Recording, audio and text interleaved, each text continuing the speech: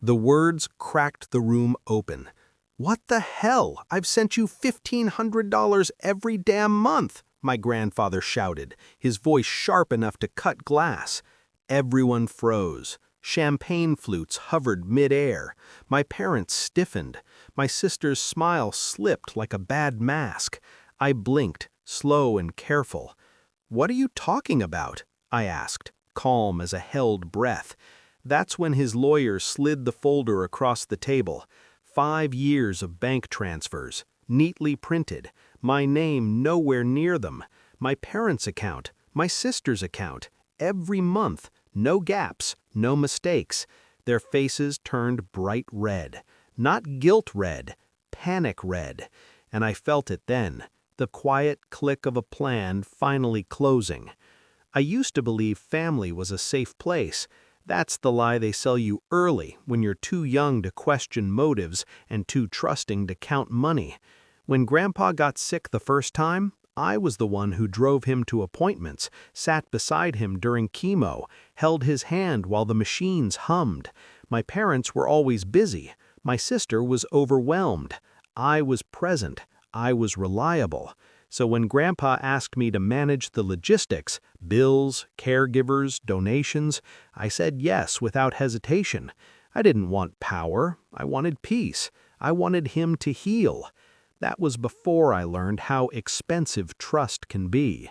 The first sign was small, a caregiver invoice that didn't match the hours I remembered, a charity receipt addressed to my mother for a donation I knew Grandpa intended to make himself. My sister's new car, purchased in cash, while she complained about being broke. I didn't accuse, I observed. I started tracking, quietly, dates, amounts, patterns. Every month on the same day, Grandpa transferred $1,500 for household support. He thought it was going to me. He thanked me for handling things every time we spoke. I smiled, I nodded, and I checked the account. Nothing. The realization didn't break me, it sharpened me. They weren't careless, they were confident. Confident I wouldn't notice. Confident Grandpa wouldn't question it. Confident I was still the soft one, the dependable one, the idiot who loved too much to fight back. They were wrong. I didn't confront them. That would have been emotional, sloppy. It would have warned them. Instead, I became meticulous. I pulled statements, requested copies, documented everything.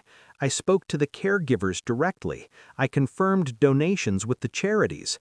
I learned where the money went, how it was split, how it was disguised as temporary borrowing. I didn't rage, I didn't cry. I planned. I met with a lawyer before I met with my family, not to sue, not yet, to understand leverage. Do nothing, he said. Let them continue. The longer it goes, the clearer the intent. So I did nothing. I smiled at dinners, I helped set the table, I listened to my sister complain about stress while wearing a watch worth 3 months of Grandpa's money. I let my parents lecture me about responsibility. Every month the transfer hit. Every month the evidence grew. I waited for the right stage, the right audience, the right moment when denial would be impossible and retreat would be public. That moment arrived disguised as a celebration. Grandpa's remission party, extended family, old friends, his lawyer, a room full of people who respected him and expected honesty from us. That's when Grandpa spoke up. That's when the folder landed. I watched my mother's hands tremble. My father swallowed hard, eyes darting. My sister's mouth opened, then closed, like a fish out of water.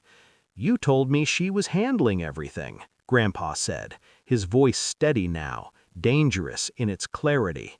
He looked at my parents, then my sister. "You told me she needed the help." They didn't answer. They couldn't.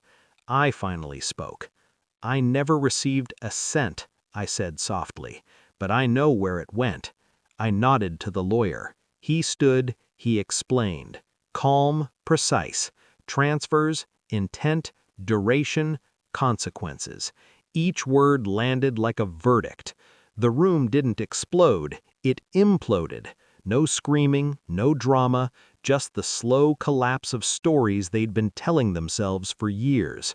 My sister cried first, claimed confusion, claimed misunderstanding. My father tried authority. This is a family matter. My mother tried love. We meant to pay it back. I said nothing. I didn't need to. The damage was already done.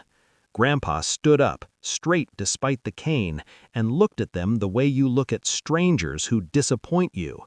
"Get out," he said. They did. Afterwards, when the house was quiet and the guests were gone, Grandpa sat beside me. "I'm sorry," he said. "I thought I was helping you." "You were," I replied, and I meant it. The lawyer handled the rest. Accounts were frozen, repayment schedules drawn, wills revised, access revoked. No police, no courtrooms, just consequences.